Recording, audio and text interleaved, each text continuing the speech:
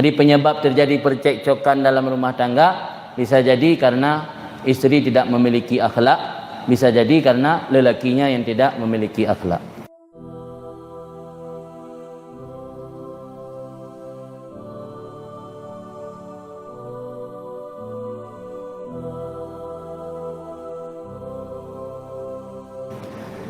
Kemudian faktor yang kedua, an-niza' wa syika' bainal aba' wal ummahat. Terjadi perselisihan dan percekcokan antara ibu dan bapa. Faktor kenakalan anak urang si mu pakai. Ikan lah. Tip uro piring terbang. Tip uro bangku terbang, ulam, meja terbang. Pupu yang dalam rumah yang hana musayub mandum terbang. Yang menyonyan gepraktekkan le urang si di hadapan anak, tidak ragu pasti akan mengakibatkan kenakalan pada si anak. Termasuk faktor terbesar yang menjadi dasar seorang anak nakal berubah dan anak tersebut menjadi bandel dalam istilah Hindu, yaitu ihtidamun niza', suasana ketidakharmonisan, wa istimrarus syika, dan terus menerus terjadi perselisihan antara bapa dan ibu fi a'zam sa'ah ijtima' wal liqa', pada sebahagian besar waktu berkumpul dalam keluarga. Maka anak melihat perkelahian di hadapannya, maka anak tersebut pasti akan meninggalkan, ingin mencari teman, ingin menghabiskan masa bersama teman-teman di luar, karena di rumah tidak menciptakan suasana yang nyaman bagi si anak. Maka ketika katro ulua, anak kitanya yang berokon di rumah, kasenang ulua, karena di rumah tanya ngan majih taduh tampaki. Menyotro ulua jih rohi mengan yang gat, syukur alhamdulillah. Tapi menyuruh jih mengan yang bro, menyajih rohi mengan yang bro, pasti secara bertahap akhlak akan berubah, kenakalan akan terjadi pada anak tersebut, dan pasti anak tersebut akan terseret kepada degradasi moral dan akhlak. Dan ketika itu terjadi, akan menjadi satu bala yang besar kepada negeri dan bangsa. Yang anak kamlai melakukan hal-hal yang mengakibatkan moral mereka jatuh, maka itu akan menjadi beban dan akan menjadi seperkara yang membahayakan negeri dan bangsa. Wal Islam bimabadi'ihil hakimah, Islam dengan prinsip-prinsipnya yang kokoh telah meletakkan bagi seorang yang meminang isteri, yaitu agar seorang yang meminang tersebut memilih calon istrinya sebagai orang tua daripada si anak. Jadi penyebab terjadi percekcokan dalam rumah tangga bisa jadi karena isteri tidak memiliki akhlak, bisa jadi karena lelakinya yang tidak memiliki akhlak. Sedangkan Islam memiliki satu prinsip, yaitu orang yang ingin meminang seorang istri agar memilih istri yang baik. Demikian juga kepada para wali yang akan menerima pinangan dari seorang laki, juga dalam Islam dianjurkan untuk memilih suami. Maka dari ini bermula, dari salah pilih, dari salah menentukan jodoh, maka timbullah percekcokan dan perselisihan dalam rumah tangga yang berujung kepada kenakalan anak-anak. Kemudian agar dalam memilih suami dan isteri tersebut oleh seorang suami tidak salah pilih, dan oleh isteri pun pihak isteri tidak salah memilih calon suami bagi anaknya, tentu dalam agama kita telah ada batasan-batasan yang telah dibahas pada bab yang lain. Mungkin tidak dibahas di sini. Cuman nasabuh hadis pegah li Nabi, man tazawwaja imra'atan li izziha lam yazidhu Allahu illa dhullan. Barangkali mukawin dengan sira urinang karena kemuliaan urinang yang lam yazidhu Allahu illa dhullan. Allah hang tamah kurungan kecuali kehinaan. Tanya rencana mita mulia, rencana numpang tenar, tam kawin dengan sira urinang kana agaknya ka tenar, kana agaknya ka viral, pelihatan numpang tenar ngagaknya. Yang pegah dalam hadis lam yazidhu Allah illa dhullan.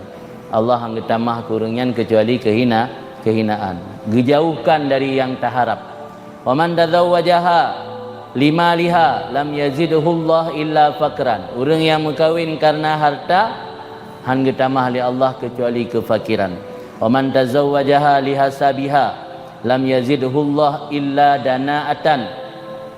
Orang yang berkahwin dengan orang karena hasab, karena kedudukan ngatnyan, karena nasab ngatnyan, karena keturunan ngatnyan, niscaya anggetamah li Allah kecuali danaah, kehinaan. Wa man tazawwaja imra'atan lam yurid biha illa ayya'udda basarah.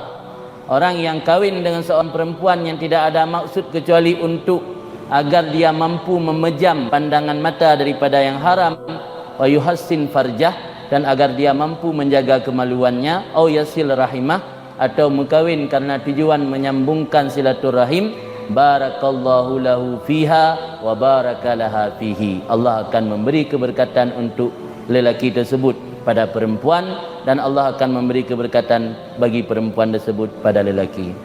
Artinya janji Nabi dalam hadis, tanya baru gebi keberkahan li Allah untuk isteri dan untuk suami ketika niat karena untuk mampu memejamkan mata daripada yang haram, niat kahwin agar untuk memelihara kemaluan, niat kahwin untuk menyambung silaturahim.